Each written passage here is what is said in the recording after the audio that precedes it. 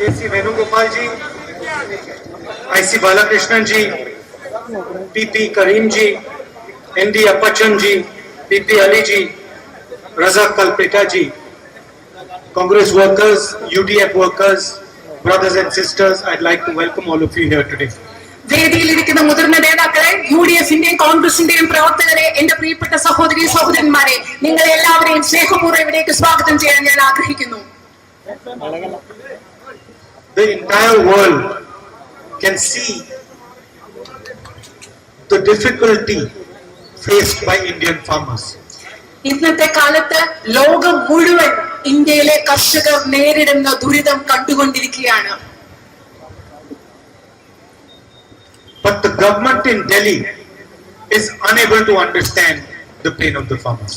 പക്ഷേ ഇന്ത്യ ഭരിക്കുന്ന ഡൽഹിയിലിരിക്കുന്ന ഗവൺമെന്റിന് ഇന്ത്യയിലെ കർഷകരുടെ വേദന മനസ്സിലാക്കാൻ സാധിക്കുന്നില്ല.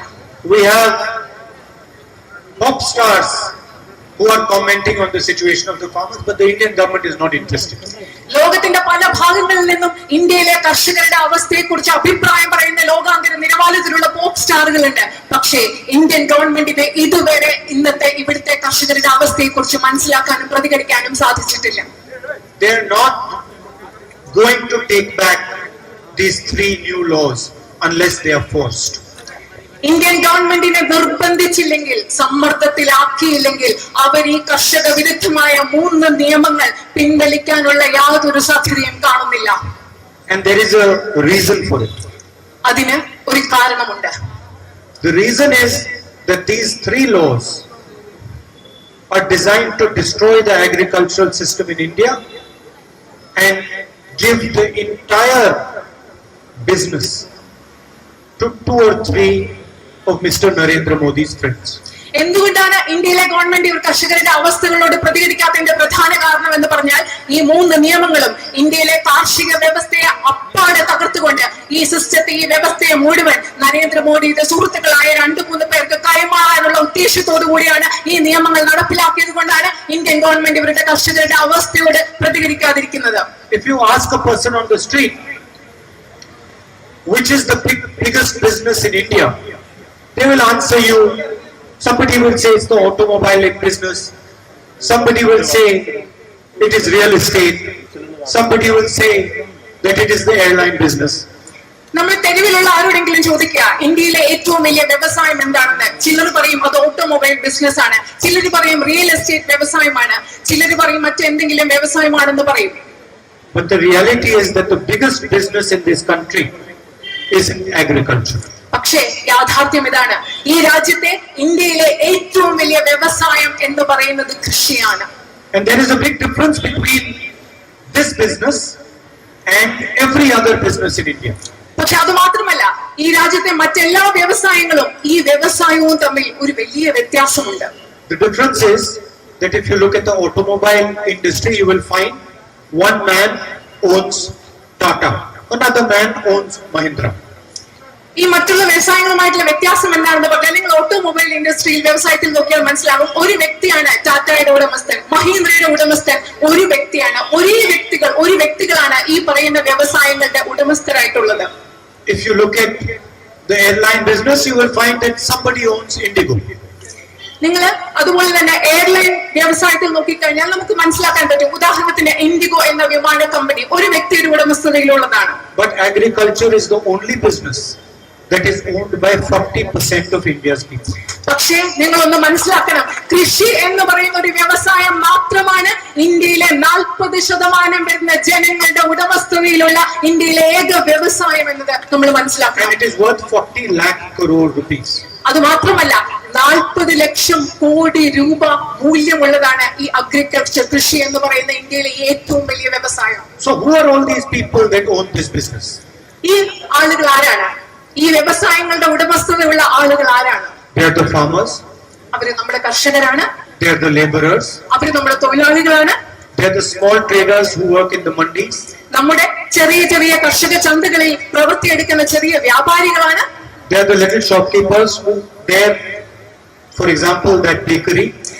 ഉദാഹരണത്തിന് ആ ബേക്കറിയിൽ കാണുന്നത് പോലെയുള്ള ചെറിയ കച്ചവടക്കാർ, ഇവരൊക്കെയാണ് കൃഷി എന്ന് പറയുന്ന ഈ വലിയ വ്യവസായത്തിന്റെ ഉടമസ്ഥർ. They are the people who sell fruits and vegetables on the sides of the roads. ഈ റോഡിന്റെ സൈഡിൽ പച്ചക്കറിയും പഴവർഗ്ഗങ്ങളും വിൽക്കുന്ന സാധാരണ ആളുകളാണ് ഈ കൃഷി എന്ന് പറയുന്ന വ്യവസായത്തിന്റെ ഈ രാജ്യത്തെ ഉടമസ്ഥർ. Millions and millions of Indians own this business. ശരിക്കും പറഞ്ഞാൽ ഈ രാജ്യത്തുള്ള ദശലക്ഷക്കണക്കിന് ഇന്ത്യക്കാരാണ് കൃഷി എന്ന് പറയുന്ന ഈ വ്യവസായത്തിന്റെ ഉടമസ്ഥർ. There are many people who want to own this business. പക്ഷേ നിങ്ങൾ മനസ്സിലാക്കണം, ഈ രാജ്യത്ത് ഈ വ്യവസായത്തെ സ്വന്തമാക്കാൻ ആഗ്രഹിക്കുന്ന ധാരാളം ആളുകളുണ്ട്. They don't want it to belong to 40% of India. ആ ആളുകൾക്ക് കൃഷി എന്ന് പറയുന്ന ഈ വ്യവസായം ഈ രാജ്യത്തെ 40% വരുന്ന ഇന്ത്യക്കാരുടെ ഉടമസ്ഥയിൽ ഇരിക്കുന്നതിൽ അവർക്ക് താല്പര്യമില്ല. I will put it in a different way. ഞാനിത് നിങ്ങളോട് വ്യത്യസ്തമായ രീതിയിൽ പറഞ്ഞു തരാം. Agriculture is the only business that belongs to Bharat Mata. മറ്റൊരു രീതിയിൽ പറഞ്ഞാൽ കൃഷി എന്ന് പറയുന്ന ഒറ്റ വ്യവസായം മാത്രമാണ് ഭാരതാംബയുടെ സ്വന്തമായ ഏക വ്യവസായം. Every other business belongs to somebody or the other. This business belongs to Bharat Mata. മറ്റെല്ലാ വ്യവസായങ്ങളും മറ്റാരുടെയൊക്കെയാണ്. പക്ഷേ കൃഷി എന്ന് പറയുന്ന ഒറ്റ വ്യവസായം നമ്മുടെ ഭാരതമാതാവിന്റേതാണ്. And if you people want to own this business, നിങ്ങൾക്ക് ഈ വ്യവസായം സ്വന്തമാക്കണമെന്നുണ്ടെങ്കിൽ, and these 3 laws are designed to allow 2 or 3 people to own and control Indian agriculture. ഇപ്പോൾ നമ്മുടെ ഗവൺമെന്റ് കൊണ്ടുവന്നിരിക്കുന്ന, കേന്ദ്ര ഗവൺമെന്റ് കൊണ്ടുവന്നിരിക്കുന്ന 3 നിയമങ്ങൾ 2-3 ആളുകളെ ഭാരതത്തിന്റെ കൃഷി എന്ന വ്യവസായത്തെ സ്വന്തമാക്കാനും നിയന്ത്രിക്കാനും വേണ്ടി രൂപകൽപ്പന ചെയ്തിരിക്കുന്നതാണ് ഈ 3 കർഷക നിയമങ്ങൾ. In my parliament speech I said in Hindi, hum do hamare do. പാർലമെന്റിലുള്ള എന്റെ പ്രസംഗത്തിൽ ഞാൻ ഹിന്ദിയിൽ പറഞ്ഞു, നാം 2 നമുക്ക് 2. 2 people in the government are partnering with 2 people outside the government. ഗവൺമെന്റിലുള്ള 2 ആളുകൾ ഗവൺമെന്റിന്റെ പുറത്തുള്ള 2 ആളുകളുമായി പങ്കാളികളായിട്ടാണ് നാം 2 നമുക്ക് 2 എന്ന് പറയുന്ന പദ്ധതി നടപ്പിലാക്കുന്നത്. Brothers and sisters, the idea is very, very simple. It is that these 4 people should control Indian agriculture. എന്റെ സഹോദരി സഹോദരന്മാരെ, ഇതിന് പിന്നിലുള്ള ആശയം വളരെ ലളിതമാണ്. നാം 2 നമുക്ക് 2 എന്ന് പറയുന്ന ഈ 4 വ്യക്തികൾക്ക് ഈ രാജ്യത്തെ മുഴുവൻ കാർഷിക മേഖലയും നിയന്ത്രിക്കണം എന്നതാണ് ഈ നിയമങ്ങളുടെ അടിസ്ഥാനവും ഇതിന് പിന്നിലെ ആശയവും. The idea is that farmers should sell their products directly to these big businesses. ഇതിന്റെ പിന്നിലെ ആശയം എന്ന് പറഞ്ഞാൽ കർഷകരായ നിങ്ങൾ ഓരോരുത്തരും അവരുടെ കാർഷിക ഉൽപ്പന്നങ്ങൾ ഈ പറയുന്ന വലിയ വ്യവസായികൾക്ക്, ഈ ആളുകൾക്ക് നേരിട്ട് അവരുടെ കാർഷിക ഉൽപ്പന്നങ്ങൾ വിൽക്കണം. Idea is that Rara Bakery and Cool Bar should not belong to this person who it belongs to. ഇതിന്റെ ആശയം എന്ന് പറഞ്ഞാൽ ആ കാണുന്ന റാറ ബേക്കറിയും കൂൾ ബാറും അതിന്റെ ഉടമസ്ഥനായ ആളുടെ സ്വന്തമാകാൻ പാടില്ല. Idea is that in the whole of India there should be similar shops that belong to one person. ഇതിന്റെ പിന്നിലുള്ള ആശയം എന്ന് പറഞ്ഞാൽ രാജ്യം മുഴുവൻ ഒരേപോലെയുള്ള കടകൾ ഉണ്ടാവണം. അതും ഒരു വ്യക്തിക്ക് മാത്രം ഉടമസ്ഥതയുള്ള ഒരേപോലെയുള്ള അനേകം ഇതുപോലെയുള്ള കടകൾ ഈ രാജ്യം മുഴുവൻ ഉണ്ടാകണം. അതാണ് ഈ നിയമങ്ങളുടെ പിന്നിലുള്ള ആശയം. So they want to destroy the entire agricultural chain. എന്താണെന്ന് പറഞ്ഞാൽ ഇവർക്ക് കൃഷിയുടെ മുഴുവൻ ശൃംഖലയെയും ഇവർക്ക് നശിപ്പിക്കണം. And the chain protects 40% of our country. അവർ നശിപ്പിക്കാൻ ആഗ്രഹിക്കുന്ന ഈ കാർഷിക ശൃംഖല എന്ന് പറയുന്നത് 40% ജനങ്ങളെ, ഈ രാജ്യത്തെ 40% ജനങ്ങളെ സംരക്ഷിക്കുന്ന ഈ കാർഷിക ശൃംഖലയാണ് അവർ നശിപ്പിക്കാൻ ആഗ്രഹിക്കുന്നത്. And the same chain gives food to 100% of our country. അത് മാത്രമല്ല, അവർ നശിപ്പിക്കാൻ ആഗ്രഹിക്കുന്ന ഈ കാർഷിക ശൃംഖല എന്ന് പറയുന്നത് ആ ശൃംഖലയാണ് ഈ രാജ്യത്തെ 100% ജനങ്ങൾക്കും ഭക്ഷണം നൽകുന്നത്. I will explain the 3 laws to you very, very simply. ഞാൻ നിങ്ങൾക്ക് ഈ 3 നിയമങ്ങളും വളരെ ലളിതമായി വിശദമാക്കി തരാം. The first law says that the biggest businesses in the country and outside can buy products from farmers, vegetables, fruits, wheat, anywhere and any amount. ആദ്യത്തെ നിയമം പറയുന്നത് ഈ രാജ്യത്തെ ഏറ്റവും വലിയ വ്യവസായങ്ങൾക്ക് കർഷകരിൽ നിന്ന് നേരിട്ട് പഴങ്ങൾ, പച്ചക്കറികൾ, ഗോതമ്പ് തുടങ്ങിയ എന്ത് സാധനമായാലും എത്ര അളവിൽ വേണമെങ്കിലും വാങ്ങിക്കാം എന്നാണ് ആദ്യത്തെ നിയമം പറയുന്നത്. And And the farmers will have to buy from the most powerful businesses. അത് മാത്രമല്ല ഈ കർഷകർക്ക് വാങ്ങിക്കേണ്ടി വരുന്നത് ഏറ്റവും ശക്തരായ വ്യവസായികളിൽ നിന്നാണ്. This is the first law. ഇതാണ് ആദ്യത്തെ നിയമം. And this law will destroy the concept of mandi. ഈ നിയമം എന്ന് പറയുന്നത്, ആദ്യത്തെ കർഷക നിയമം എന്ന് പറയുന്നത് മണ്ടികൾ, അതായത് കർഷകരുടെ ചന്തകൾ എന്ന് പറയുന്ന ആശയത്തെ തന്നെ ഇല്ലാതാക്കി കളയും. It will destroy the concept of a farmer's market. ഇത് ഈ നിയമം എന്ന് പറയുന്നത്, ആദ്യത്തെ കർഷക നിയമം എന്ന് പറയുന്നത് കർഷകരുടെ ചന്തകൾ, കർഷകരുടെ വിപണികൾ എന്ന ആശയത്തെ തന്നെ ഇല്ലാതാക്കി കളയും, നശിപ്പിച്ചു കളയും. Imagine if the biggest businesses can go direct to the farmer to buy, what is the need for the mandi? നിങ്ങൾ ഒന്ന് സങ്കല്പിച്ച് നോക്കുക, ഈ വലിയ വ്യവസായികൾക്ക് കർഷകരുടെ അടുത്ത് പോയി നേരിട്ട് അവരുടെ ഉൽപ്പന്നങ്ങൾ വാങ്ങിക്കാൻ സാധിക്കുമെങ്കിൽ എന്തിനാണ് ഇവിടെ കർഷക ചന്തകളുടെ ആവശ്യം? അതിന്റെ പ്രാധാന്യം എന്താണ്? So the first law is designed to destroy the farmer's market. അതുകൊണ്ട് ആദ്യത്തെ നിയമം എന്ന് പറയുന്നത് കർഷകരുടെ ചന്തകൾ, മണ്ടി സിസ്റ്റം, അതിനെ ഇല്ലാതാക്കി കളയുന്നതാണ് ആദ്യത്തെ കർഷക നിയമം. The second law says that the biggest businesses in the country can store as much grain, as much vegetable, as much fruit as they want to. രണ്ടാമത്തെ നിയമം പറയുന്നത് ഈ രാജ്യത്തിലെ ഏറ്റവും വലിയ വ്യവസായങ്ങൾക്ക് അവർക്ക് ആഗ്രഹിക്കുന്ന അളവിലുള്ള ധാന്യങ്ങൾ, പഴങ്ങൾ, പച്ചക്കറികൾ ഇവ അവർ ആഗ്രഹിക്കുന്ന അളവിൽ സംഭരിക്കാം എന്നാണ് രണ്ടാമത്തെ നിയമം പറയുന്നത്. For as long as they want to. അവർ എത്ര കാലം ആഗ്രഹിക്കുന്നു, എത്ര അളവിൽ ആഗ്രഹിക്കുന്നു, അങ്ങനെ അവർക്ക് ഇത് സംഭരിക്കാൻ സാധിക്കും. This is a direct attack on the Essential Commodities Act. ഇത് എന്ന് പറയുന്നത്, ഈ രണ്ടാമത്തെ നിയമം എന്ന് പറയുന്നത് അവശ്യ വസ്തു നിയമം എന്ന് പറയുന്ന നിയമത്തിന്മേലുള്ള ഒരു നേരിട്ടുള്ള ആക്രമണമാണ്. And this is designed to make sure the farmer cannot negotiate for price. ഇത് എന്തിനാണെന്ന് അറിയുമോ? കർഷകർക്ക് അവരുടെ വിലയ്ക്ക് വേണ്ടി ഒരു കൂടിയാലോചന നടത്താൻ സാധിക്കില്ല, വിലയ്ക്ക് വേണ്ടി വിലപേശാൻ സാധിക്കില്ല എന്ന് ഉറപ്പുവരുത്തുന്നതിന് വേണ്ടിയാണ് ഈ രണ്ടാമത്തെ നിയമം. Today already, huge percentage of the grain that is kept in silos is owned by one man.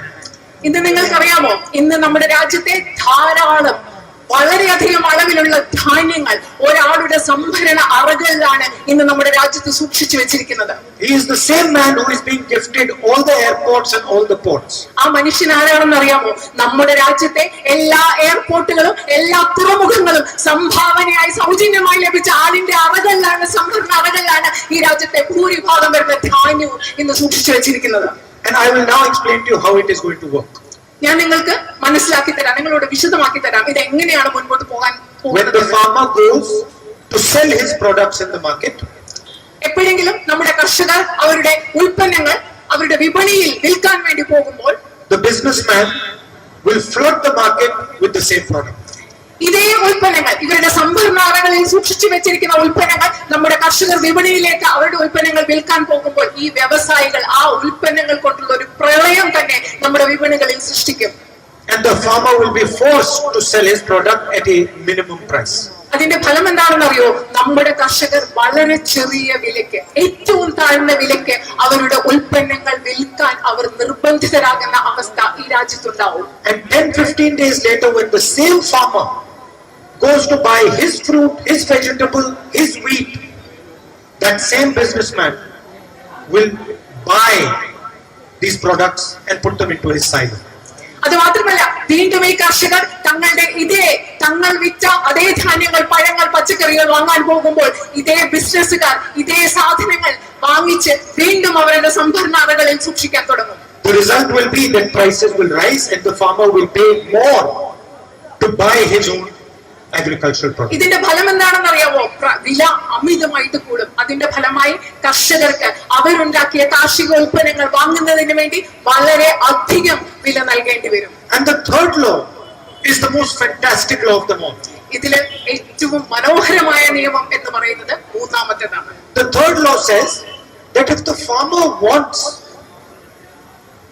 to argue about the price of what he is selling, മൂന്നാമത്തെ നിയമം പറയുന്നതാണ് കർഷകരിന് അവർ വിൽക്കുന്ന സാധനങ്ങളുടെ വിലയെ പറ്റി ഒന്ന് വാദിക്കണമെങ്കിൽ, വില പേശണമെന്നുണ്ടെങ്കിൽ, if he has a dispute about the price, ഈ വിലയെ കുറിച്ച് ഈ കർഷകർക്ക് എന്തെങ്കിലും തർക്കമുണ്ടെങ്കിൽ he cannot go to court.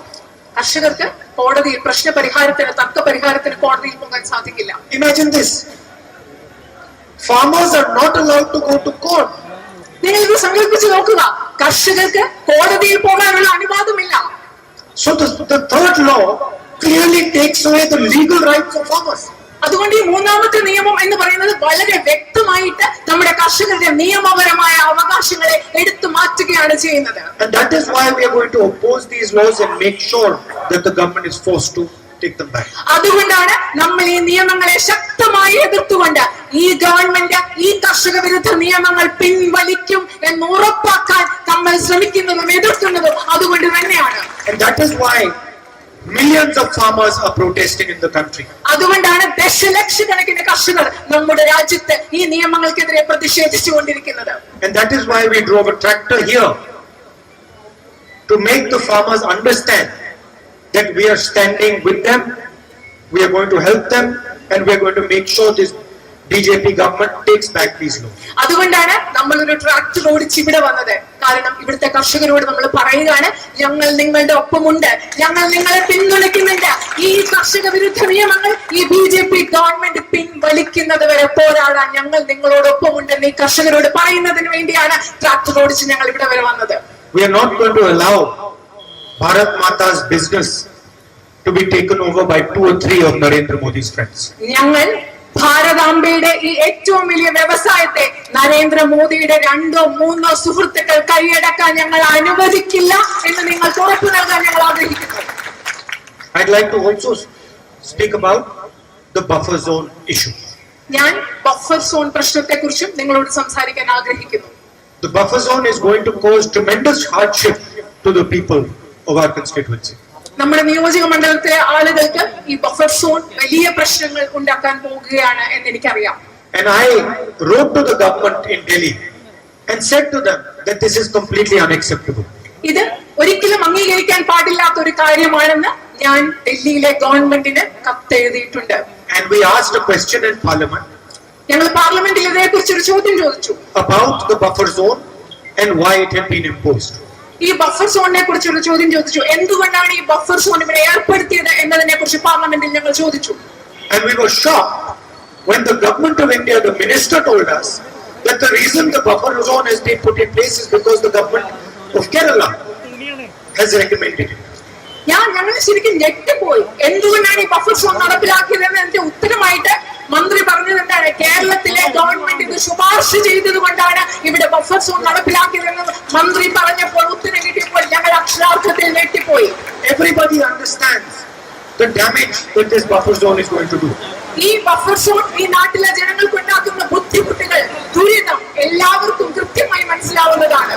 And I think it is very important that the government of Kerala changes their position on this and make sure that this buffer zone problem is fixed. ഞാൻ വളരെ കൃത്യമായിട്ട് പറയാൻ ആഗ്രഹിക്കുന്നു, Kerala government ഈ buffer zone വിഷയത്തിൽ അവരുടെ നിലപാട് മാറ്റി ഈ പ്രശ്നം പരിഹരിക്കാൻ വേണ്ട നടപടികളുമായി മുൻപോട്ട് വരണം എന്ന് ഞാൻ ആഗ്രഹിക്കുന്നു, ആവശ്യപ്പെടുന്നു. And the government of India has indicated that if the Kerala government changes its position, then the government of India would consider changing its position. കേന്ദ്ര ഗവൺമെന്റ് ഞങ്ങളോട് പറഞ്ഞിട്ടുണ്ട്, അതായത് കേരളത്തിലെ ഗവൺമെന്റ് ബഫർ സോൺ വിഷയത്തിൽ അവരുടെ ഇന്നത്തെ നിലപാട് മാറ്റാൻ തയ്യാറാകുകയാണെങ്കിൽ ഗവൺമെന്റ് ഓഫ് ഇന്ത്യയും ഈ കാര്യത്തിൽ അവരുടെ ചിന്താഗതിയും നിലപാട് മാറ്റാൻ തയ്യാറാണെന്നുള്ള സൂചന ഞങ്ങൾക്ക് നൽകിയിട്ടുണ്ട്. So I would request the Chief Minister to please kindly do the needful and fix this problem. അതുകൊണ്ട് ഞാൻ കേരളത്തിലെ മുഖ്യമന്ത്രിയോട് ഈ പ്രശ്നം പരിഹരിക്കാൻ ആവശ്യമായ നടപടികൾ എടുക്കണം എന്ന് ഞാൻ അഭ്യർത്ഥിക്കുകയാണ്, ആവശ്യപ്പെടുകയാണ്. Finally, the issue of man-animal conflict is a very serious and complex issue. അവസാനമായി ഞാൻ നിങ്ങളോട് പറയാൻ ആഗ്രഹിക്കുന്നു, ഇവിടെ മനുഷ്യരും മൃഗങ്ങളും തമ്മിലുള്ള സംഘർഷം അത് വളരെ ഗൗരവമുള്ളതും സങ്കീർണവുമായിട്ടുള്ള ഒരു പ്രശ്നമാണ്. But it is causing tremendous hardship to our people. അത് ഇവിടുത്തെ നമ്മുടെ ആളുകൾക്ക് വളരെയധികം ബുദ്ധിമുട്ടുകൾ ഉണ്ടാക്കുന്നുണ്ട്. And it is important that this issue is resolved compassionately. അത് മാത്രമല്ല ഈ പ്രശ്നം വളരെ അനുകമ്പയോടുകൂടി സഹാനുഭൂതിയോടുകൂടി പരിഹരിക്കപ്പെടണം എന്നുള്ളത് വളരെയധികം പ്രധാനപ്പെട്ടതാണ്. We are absolutely committed to resolving this problem. ഞങ്ങൾ ഈ പ്രശ്നം പരിഹരിക്കാൻ, ഇവിടുത്തെ മനുഷ്യരും മൃഗങ്ങളും തമ്മിലുള്ള സംഘർഷം എന്ന പ്രശ്നം പരിഹരിക്കാൻ ഞങ്ങൾ പ്രതിജ്ഞാബദ്ധരാണ്. I would like to finally thank all of you for coming here and appreciate that you listened to what I had to say so nicely. അവസാനമായി ആദ്യമായിട്ട് നിങ്ങൾ എല്ലാവരും ഇവിടെ വന്നതിനും ഞാൻ പറയുന്നതൊക്കെ നിങ്ങൾ കേട്ടതിനും നിങ്ങളോട് ഞാൻ എന്റെ സ്നേഹം നിറഞ്ഞ നന്ദി അറിയിക്കുന്നു. Thank you. Thank you.